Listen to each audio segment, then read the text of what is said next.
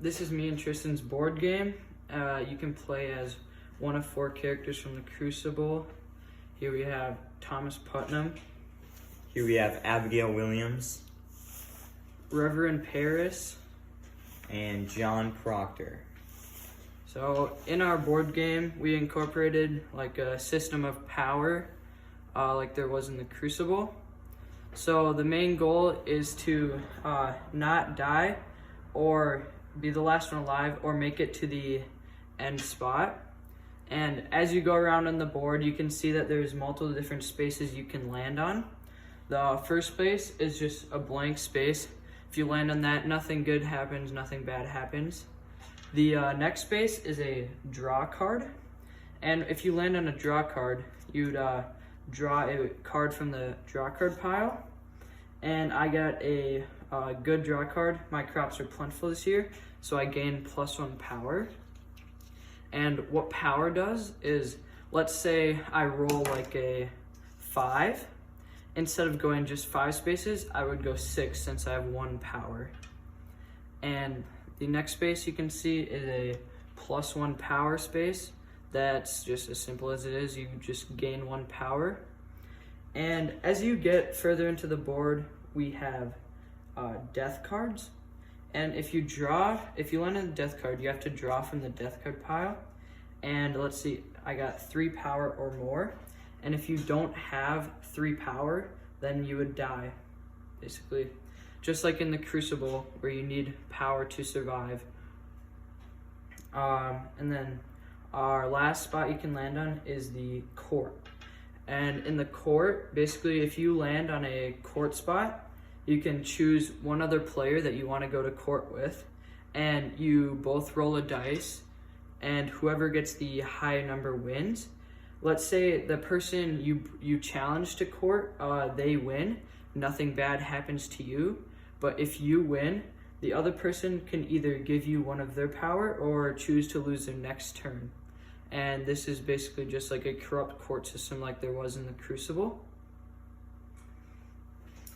And so I'm going to explain the symbolism that we included throughout this game, as well as after Brian explained just the tangible fun of the game.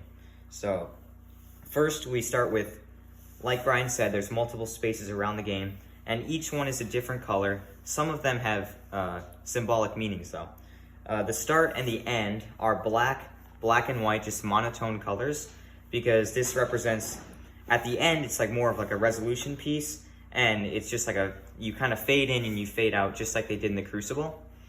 And it's kind of just symbolizes fate and how there's always an end to the spiral that is going down. And back onto that, the board game, as you can see, is the shape of a spiral, and we did that for a purpose because the further you get down the spiral, the more death cards there are. And we saw that, or we read throughout the Crucible, that as we kept going along in the story, more bad stuff started happening, and that bad stuff started happening to good people. So we kind of started to resemble that because there's a lot of +1 power spots at the start, and because we want people to build up their power and be able to become more powerful, because towards the end and towards you start spiraling down more, there starts being more death cards and chances that you may die, because as harsh as it seems, that is what happened throughout the Crucible, and that's what decided most of the people's fates and the characters throughout the story. We also have drawings in the background, and these drawings symbolize different things on purpose. So here we have a noose and noose ropes hanging down on this side of the board game. And one thing that also incorporates the game is if your character dies, like say you're Abigail Williams and you land on a death card and you don't have enough points or you don't have enough power, you would then die and you would set your character in the noose, and that would resemble them dying, because in the Crucible a lot of people were hung and that's how they were killed. We also have a doll right here, and this doll is represented by like the trickery that Abigail did throughout the story, and especially when she gave the doll to Mary Warren, and she thought it was a gift and she thought she was like getting back her friendship with Abigail, but it was actually a trick, because when she gave it to Elizabeth, Abigail was trying to kind of like throw Elizabeth under the bus and take her away from John because John was the only person that she wanted. So we symbolize this with like trickery and defeat, because Abigail became victorious even though she wasn't a very good character throughout the story. There are also different colors of the spaces. This one is yellow. We chose yellow for +1 power because that resembles optimism and happiness, and because the only way for you to win this game is to become powerful or just get lucky, because that's really how inevitably life went for the people in Salem. And we also have spaces like death cards, which is red, because red is more of a symbol of death and bloodshed, because like I said, as harsh as the Crucible was, there's a lot of bloodshed that occurred, and it wasn't usually towards the people that were good.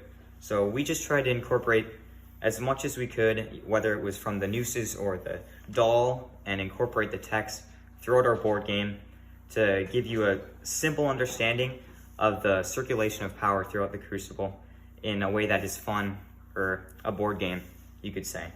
So yeah, that's our board game project, and yeah, thank you.